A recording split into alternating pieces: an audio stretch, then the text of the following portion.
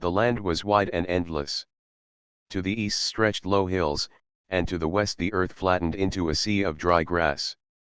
This place was called the Terror Plains. For generations, stories passed among settlers about strange lights, shadows that moved too fast, and travelers who vanished without leaving a mark. Many believed the plains were cursed. Others said they were haunted. Most people kept far away. Rahul had heard these tales since he was a child.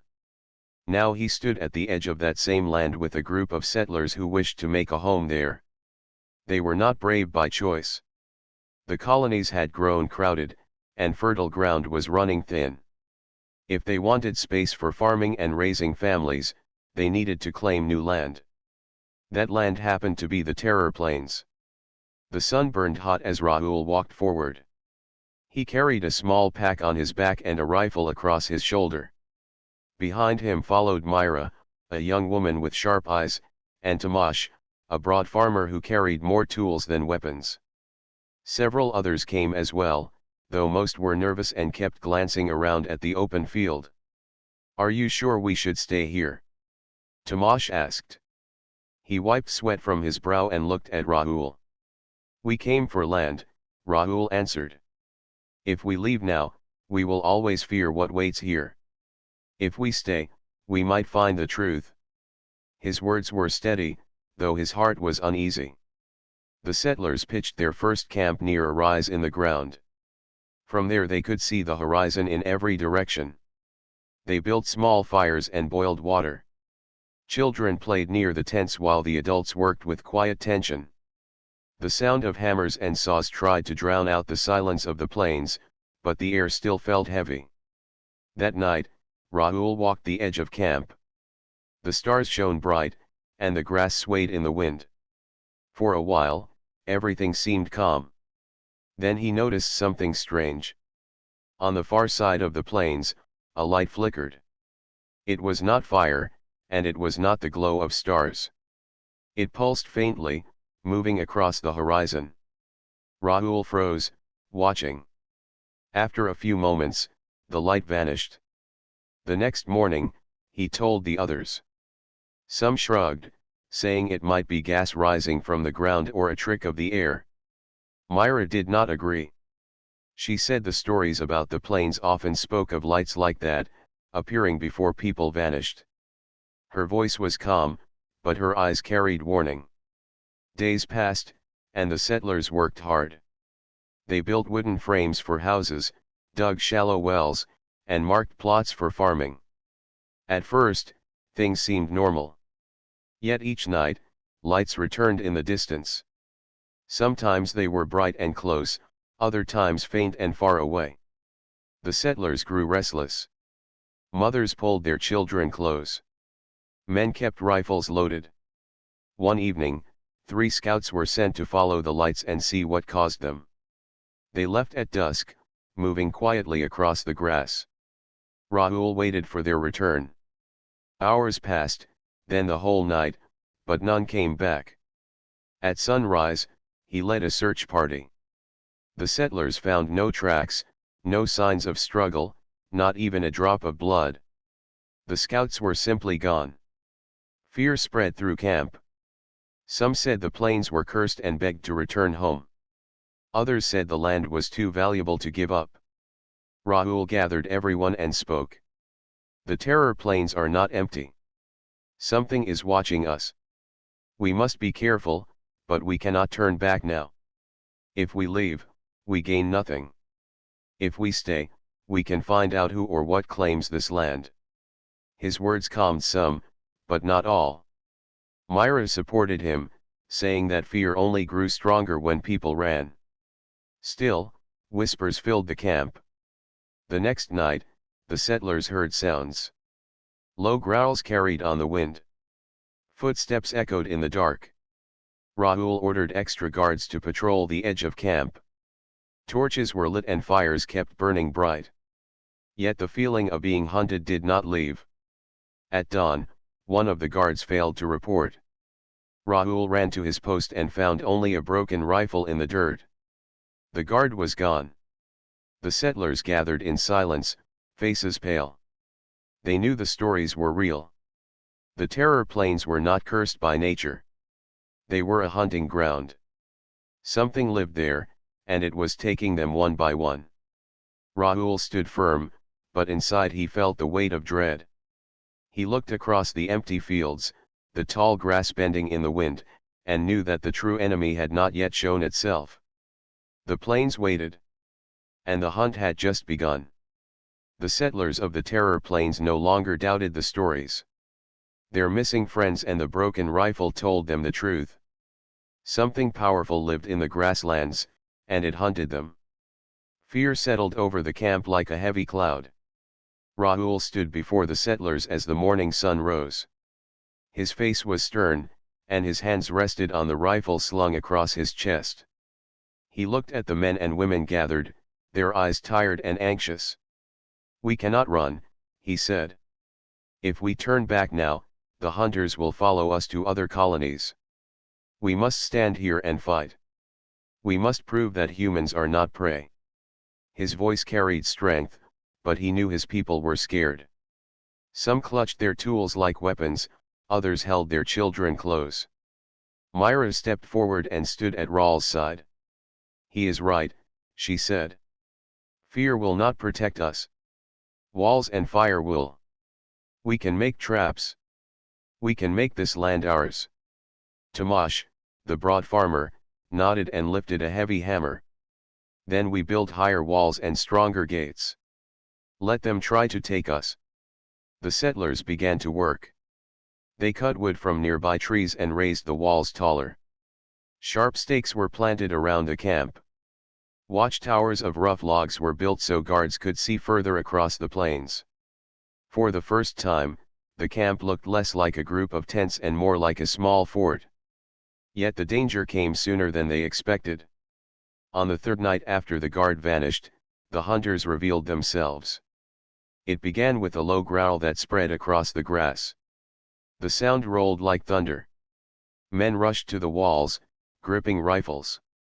Women pulled children into shelters. Torches burned along the barrier, lighting the night. Then they saw them.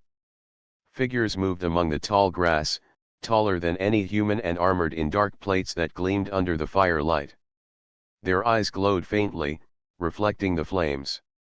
The settlers had heard of the Gruul, alien hunters who traveled from world to world seeking prey.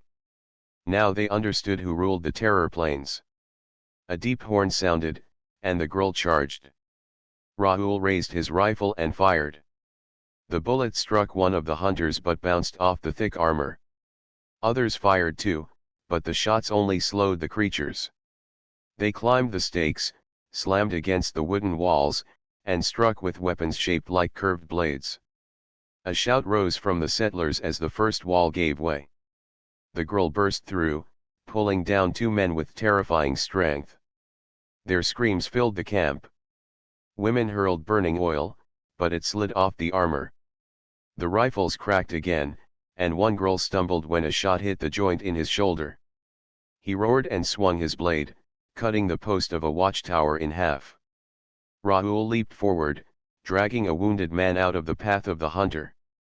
Myra and Tomash rushed to his side. Together they lit a barrel of oil and rolled it into the breach. Flames rose high, forcing the Gruul back for a moment. "Fall to the inner wall," Rahul shouted. "Hold them there." The settlers retreated deeper into camp, forming a tighter line of defense. Children were hidden underground in shallow pits covered with planks. Every able hand held a weapon, even if it was only a sharpened pole. The Gruul roared again and struck. The second clash was fiercer. Myra swung her spear at a hunter's leg, aiming for the gap in the armor. Sparks flew as metal struck metal, but the spear held. Tomash hurled a hammer, breaking the faceplate of one Gruul just enough to blind him. The settlers shouted with courage, yet the hunters pressed on, relentless. In the middle of the battle, Rahul faced a Gruul commander. The alien's armor was heavier, its blade longer than Raul's body. Raul's rifle was nearly empty, but he aimed for the gaps in the armor. The shot rang out, hitting the joint of the creature's knee. The hunter stumbled. Rahul rushed in, driving a spear into the weak point. The girl bellowed, swung wildly, and struck Rahul across the chest, throwing him to the ground.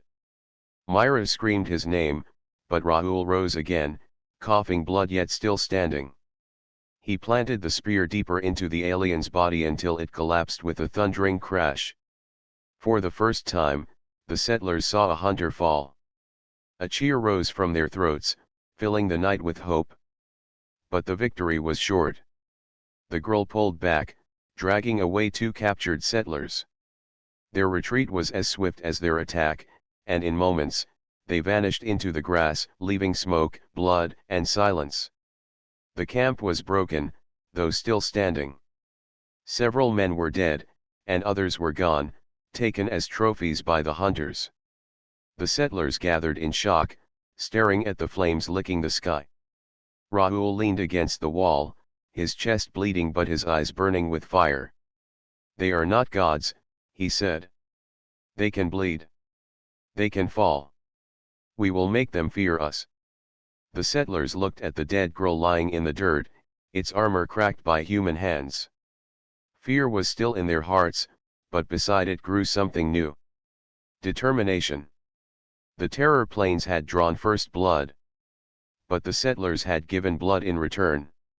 The hunt was no longer one-sided. The camp was silent after the attack. Smoke drifted from broken walls, and the settlers buried their dead in shallow graves marked with stones. Mothers wept for the children who had lost fathers. Men sat with heads bowed, holding rifles that had failed them. Everyone felt the weight of defeat. Rahul stood on the highest watchtower, staring across the endless grass. His chest still ached from the strike he had taken, but the pain inside him was greater. Two settlers had been dragged away, and their faces haunted his mind. He had promised to protect them, yet the hunters had slipped through his defenses. Myra climbed the tower and placed a hand on his arm. "You cannot carry this alone," she said. "I must," Rahul replied. "If I break, they will all break with me." She shook her head. "If you stand, they will stand too. But we need more than courage. We need knowledge." Her words stayed with him.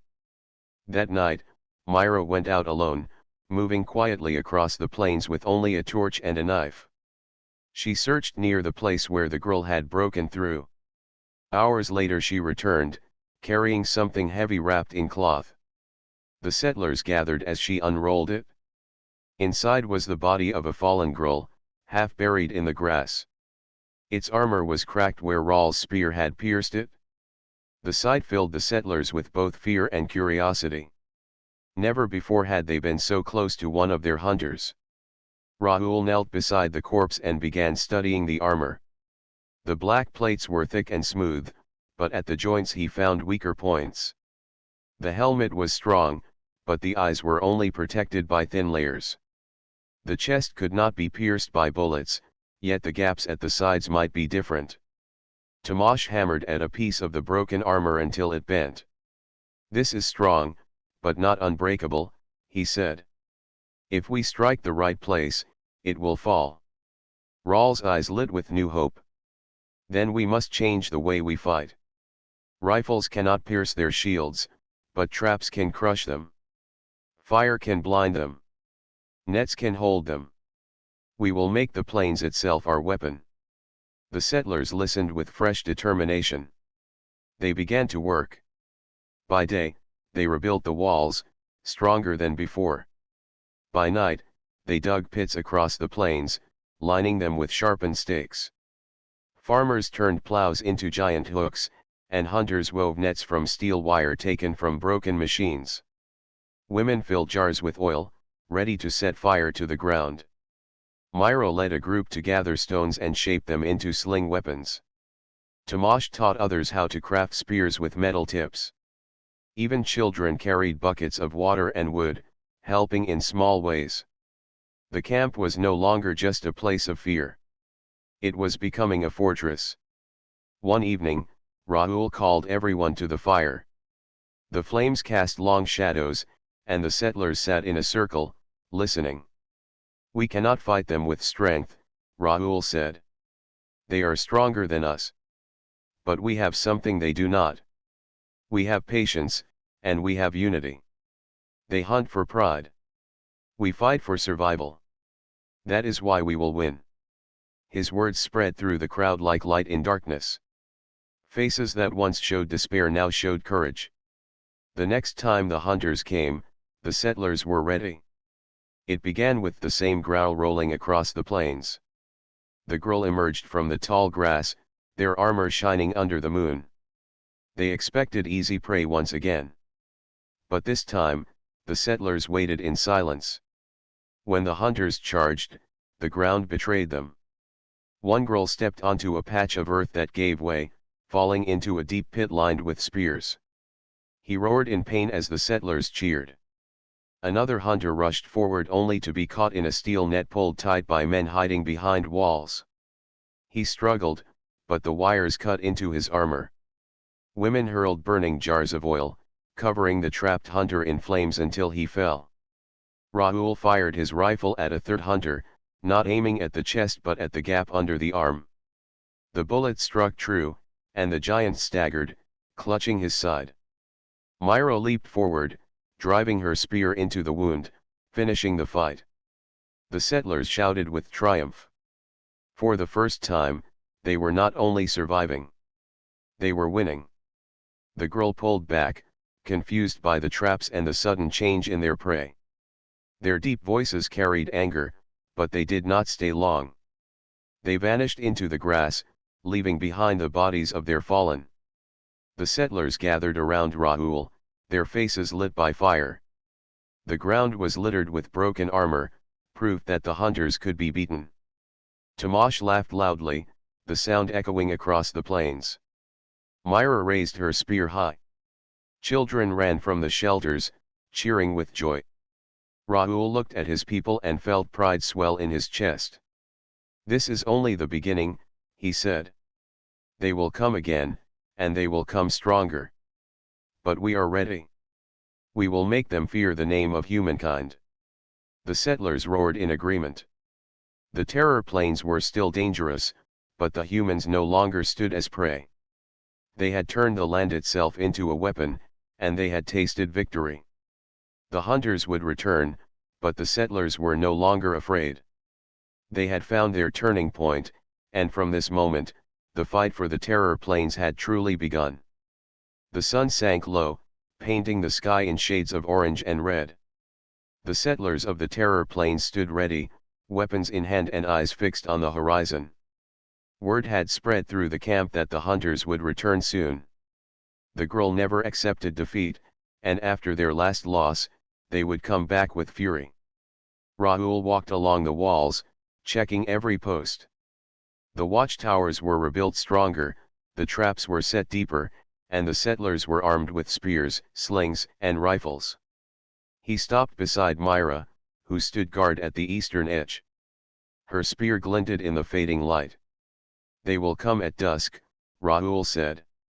Myra nodded. "And we will be waiting." The settlers moved with calm determination. The fear that once ruled them had changed into discipline. Children were hidden safely underground, the fires were lit, and every man and woman stood in formation. The terror plains were no longer silent with dread. They were alive with defiance. As the last light of the sun disappeared, the sound came. A deep, rolling growl spread across the plains. The settlers tensed, raising weapons. From the tall grass emerged the gruul, larger in number than before. Their armor gleamed under the torchlight, and their glowing eyes burned like fire. They marched in formation, their voices echoing across the land like drums of war. Rahul lifted his spear and shouted, "Hold your ground. Tonight, they will learn we are not prey." The gruul charged. The ground shook under their weight. Their blades flashed as they swung. The settlers waited until the first line crossed the hidden traps. The earth gave way, and 2 hunters fell into pits lined with sharpened stakes. Screams of pain filled the air. The settlers cheered, their courage rising. Myra hurled a jar of oil, and flames burst across the grass. The fire lit the night, forcing the hunters to change their path. Arrows and stones rained from the watchtowers, striking helmets and joints. Tomasz swung his hammer at a rope, releasing a heavy net that dropped over a group of hunters. The steel wires wrapped tight, pinning their arms. The settlers swarmed forward, stabbing with spears until the trapped hunters fell. But the girl were fierce. One smashed through the wooden wall with a roar, cutting down two settlers with a single sweep of his blade. Raoul ran to meet him, blocking the path with his spear. The alien swung again, but Raoul ducked low and thrust upward into the gap beneath the chest plate. The hunter staggered back, blood spraying as Raoul pulled the weapon free. The settlers rushed in to finish the job. The battle raged across the camp. Fire lit the sky, and the clash of steel rang in every corner. Myra fought beside Tomasz, moving swiftly and striking at weak points. Together they brought down another hunter, the ground shaking as his body hit the earth. At the western side, a group of settlers struggled as a Gruul broke through. His armor was thicker, and none of their weapons could pierce it.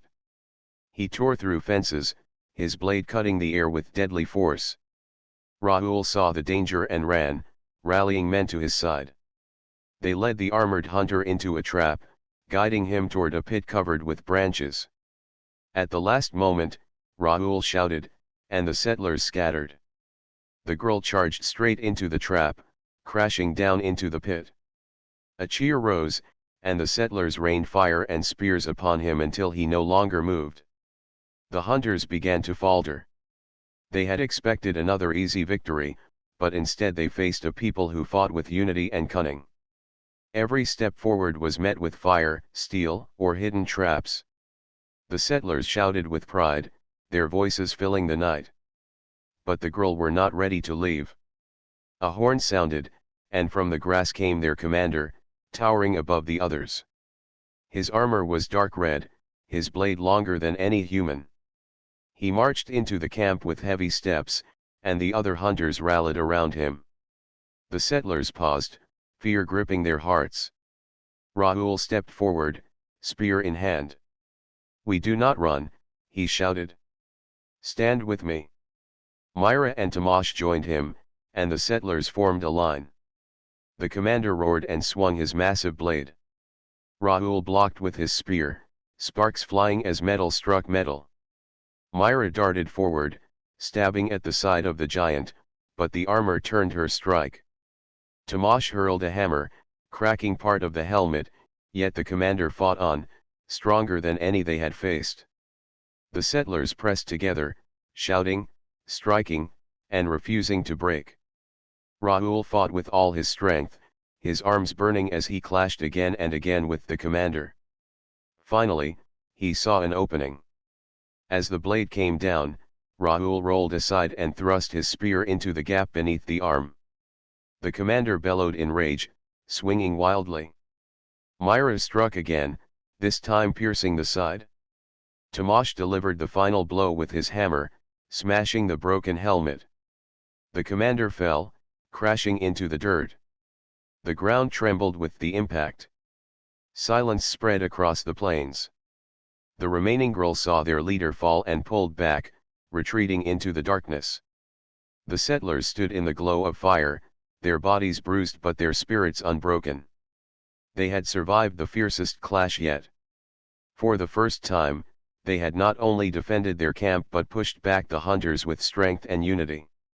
Raoul stood over the fallen commander, his chest rising and falling with exhaustion. He raised his spear high. "We are not prey," he shouted. "This is our land." The settlers roared in victory, their voices rising into the night. The Terror Plains no longer belonged to the hunters alone. Humanity had claimed its place in the fight. The night after the great battle, the settlers gathered around a wide fire. The flames rose high, lighting tired but determined faces. The ground was still marked with blood and broken armor, yet the people stood with pride. They had fought the hunters and won again. Raoul sat close to the fire, his spear resting at his side. His body ached, but his mind was sharp. Myra sat across from him, her eyes steady and thoughtful. Tomasz leaned forward, his hammer across his knees.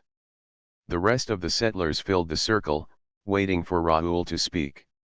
"We have held our ground," Raoul began. "But the hunters will not stop. Tonight they retreated, but tomorrow they may return with greater numbers. If we wait here, they will wear us down piece by piece." A murmur passed through the group. Some settlers nodded in agreement, while others looked uneasy. An older woman spoke. "If we leave the safety of our walls, will we not be exposed? Out there, the plains belong to them." Myra answered. "They believe the plains are theirs because we hide behind wood and fire. If we move into the plains, we turn their pride into weakness. We can strike first, when they do not expect it." Tomasz slammed his hammer against the ground. "She is right. They come to hunt us, but let us be the hunters instead. We know now that their armor can break. We know where to strike. If we wait, we give them the advantage. If we move, we take it." Raoul lifted his hand, and the crowd grew quiet again.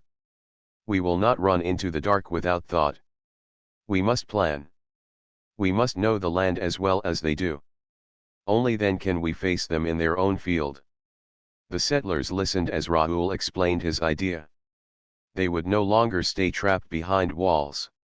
Instead, small groups would travel into the plains to learn the land, mark hiding places, and set traps far from camp. They would carry the fight outward, step by step, until the hunters themselves feared to enter the grass. The settlers argued for hours. Some feared leaving the camp, saying the walls were the only shield against the hunters. Others believed Raoul, knowing that the girl would return in greater force. Slowly, one by one, voices rose in support of his plan. They were tired of being prey. They wanted to fight for more than survival. They wanted freedom. At last, Raoul stood and raised his spear high. "Then it is decided. From this night forward, we are not only settlers. We are warriors of the plains. We will not wait for death. We will bring the fight to them." The crowd roared with agreement. Sparks rose into the night sky, carrying their voices with them. The Council of Fire had spoken. The next days were filled with preparation. Men and women trained with spears and slings, striking at wooden targets shaped like the hunters.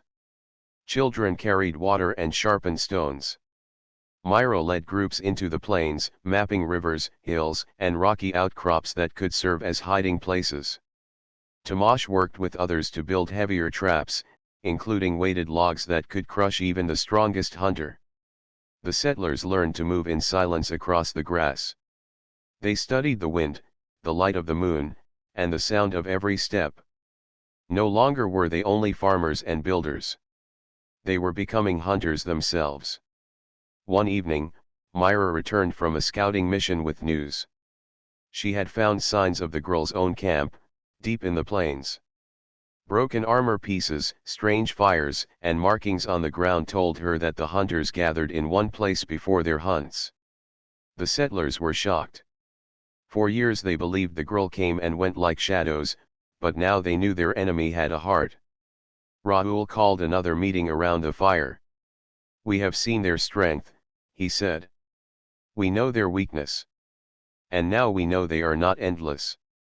They rest, they gather, they prepare. That means we can strike them where they live." A wave of excitement and fear passed through the crowd. To attack the hunters in their own camp seemed madness, yet it also promised true freedom. If the girl could be broken in their own ground, then the plains would belong to humans at last. Myra spoke with calm strength. "The hunters took our people. They made this land a place of fear. But now we have the chance to change that. If we strike them in their own camp, we prove that no human will ever bow to them again." Tomasz raised his hammer high. "Let them know we are not prey. Let them taste their own fear." The settlers cheered, their voices filling the night. The Council of Fire had lit a spark in every heart. That night, Rahul walked alone to the edge of camp. The plains stretched wide before him, the tall grass bending under the wind. He could almost feel the eyes of the girl watching from the shadows, waiting for their next hunt. But he no longer felt only fear. He felt strength, burning within him like the fire behind his back. The terror plains were no longer a place of hopeless survival. They had become the ground of a coming war. And for the first time, Rahul believed that war could be won. The Council of Fire had made its choice. No longer would the settlers wait for the hunters to come. They would strike first. They would carry the war into the plains and break the pride of the girl. The settlers prepared for days. Spears were sharpened, nets strengthened, and traps loaded onto carts. The strongest men carried heavy hammers, while women carried jars of oil and bows strung with steel arrows. Even the older children helped, tying ropes and fetching supplies. Every hand had a role, for everyone understood that this fight was for their future. Rahul stood at the center of camp on the morning of their march. His chest still bore scars from past battles, but his spirit burned brighter than ever. Myra stood beside him, her spear gleaming in the rising sun. Tomasz carried his great hammer across his shoulder, a grin of grim courage on his face. Rahul raised his voice so all could hear. Today, we do not defend. Today, we hunt. The girl believed these plains belong to them. Tonight, we prove that this land belongs to us. The settlers roared in answer. With that, they set out across the plains. The march was long and tense. The tall grass whispered in the wind, and every shadow seemed alive. But the settlers moved with steady steps, guided by Myra, who had marked the path during her scouting. Hours passed until, at last, they reached a rocky rise. From the top they saw the glow of strange fires in the distance. It was the camp of the girl. Dozens of armored hunters moved around great tents made of black hide. Weapons glimmered in the firelight. The settlers stared with awe and fear, for the sight was larger than any had imagined. But Rahul lifted his hand, calming them. They are many, he said, but they are not unbreakable. Remember our traps, our fire, our unity. When the horn sounds, we strike as one. The settlers spread out across the grass, moving into the positions they had prepared. Nets were laid, jars of oil set in hidden places, and stones piled for slings. The air grew heavy with silence as they waited. At dusk, Rahul raised the horn to his lips and blew. The sound echoed across the plains like a thunderclap. The great hunt had begun. Flames burst from the grass as settlers hurled burning jars into the enemy camp. Nets dropped over hunters who rushed out in confusion. Stones and arrows rained from the ridges, striking at joints and gaps. The girl roared in fury, scrambling to form their lines, but chaos had already taken hold. Rahul charged at the front, spear in hand. He clashed with the first hunter that rushed toward him, striking at the weak point under the arm. The spear pierced deep, and the alien collapsed. Behind him, Tomasz swung his hammer, shattering the helmet of another girl. Myra moved swiftly, cutting ropes that released heavy logs, crushing hunters as they tried to push forward. The settlers fought like a storm. For every hunter that rose, 3 settlers pressed against him, striking again and again. The flames grew higher, spreading through the black tents, filling the air with smoke. The cries of the girl mixed with the shouts of humans, echoing across the night. Yet the hunters were not without strength.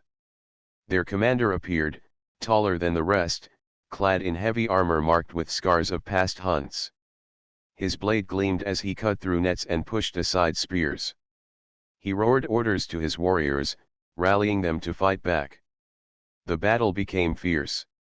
The settlers began to feel the weight of the enemy's power. Several men fell, struck down by blades too swift to block. Fear threatened to rise again. Rahul saw the danger. He ran forward, challenging the commander directly. Their clash shook the ground. The commander's blade struck with crushing force, but Rahul blocked and countered, aiming at every gap in the armor. Sparks flew as steel met steel. Myra joined the fight, thrusting her spear at the commander's legs. Tomasz swung his hammer at the helmet. The commander staggered but did not fall. His strength was greater than any they had faced. Raul's arms ached, his breath came heavy, but he refused to yield. He remembered the faces of those taken, the graves of the fallen, the fear of children hiding in the dark. He drew on that fire and struck again, driving his spear deep into the commander's side. The alien bellowed in rage. Myra pierced his leg, forcing him to kneel. Tomasz raised his hammer and brought it down with all his strength. The helmet cracked open, and the commander collapsed with a thunderous crash. The settlers roared in triumph. The fall of the commander broke the spirit of the remaining hunters. They turned and fled into the dark, leaving behind their burning camp and their dead.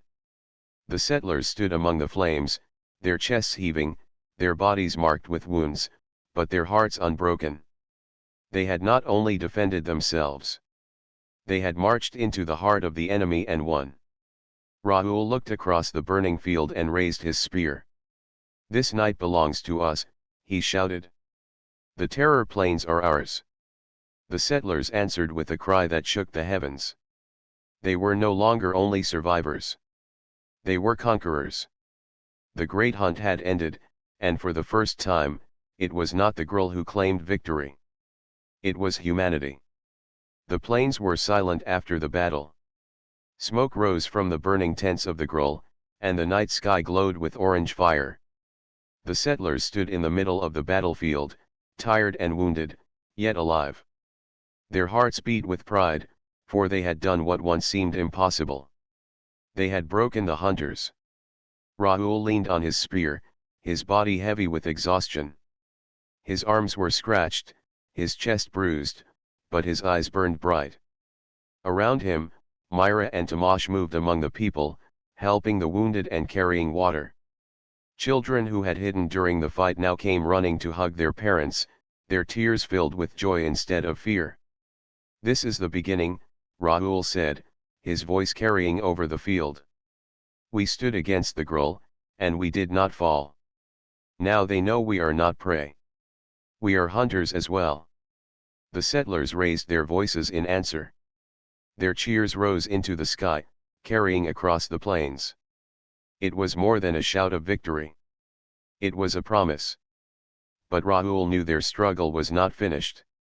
The girl had been defeated here, yet others might return. This land was too rich, too wide, to be ignored. If the settlers wished to remain free, they would need more than courage.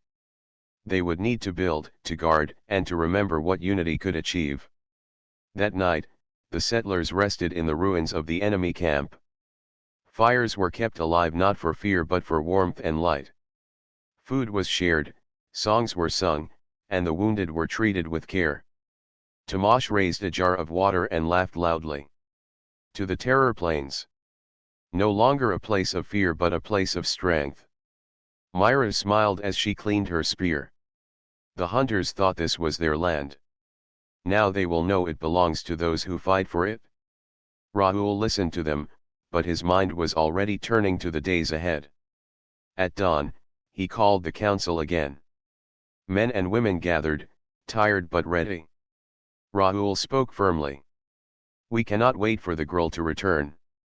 We must use this victory to build a new defense. The plains are wide, but we know them better than before. We will raise towers, dig traps, and mark safe paths. No enemy will cross without us knowing." The council agreed. Work began at once. The black hide of the girl tents was taken to form strong walls. Spears of the fallen hunters were reforged into new weapons. Stones were gathered for towers, and ditches were dug to form barriers. Everyone worked with purpose, for they understood that survival was no longer enough. They were shaping their future. Days turned into weeks. The plains that once echoed with fear now echoed with hammers and voices of builders. Children carried water, men raised walls, women prepared food and crafted arrows. Myra led scouting parties to ensure no hunters returned unseen. Tomasz trained the younger men in combat, teaching them how to use hammer and shield with skill. Rahul moved among them all, not as a ruler but as a guide, reminding them of their strength. One evening, as the sun set in golden light, Myra returned with news. "The girl have fled far," she said. "Their camp is empty, and their tracks lead to the mountains. I do not think they will come soon." Relief spread among the people, yet Rahul raised his hand. "Do not forget. They will remember this loss. One day they may return with greater numbers. When that day comes, we will be ready. We will not be weak again." The settlers nodded. Fear had been replaced with resolve. Months later, the settlement stood tall. Watchtowers looked out over the grasslands, strong fences lined the borders, and fire pits stood ready to light the night. The people no longer whispered of the girl with dread. They spoke with pride of the battle they had won and the freedom they had claimed. On the day of harvest, the council gathered all in the great field. Food was shared, songs were sung, and stories of the great hunt were told. Children listened with wide eyes as Tomasz described how the commander of the girl fell. Myra showed them the scars on her arms as proof of their strength. Rahul lifted his spear into the air and spoke to all. "This land is ours because we fought for it.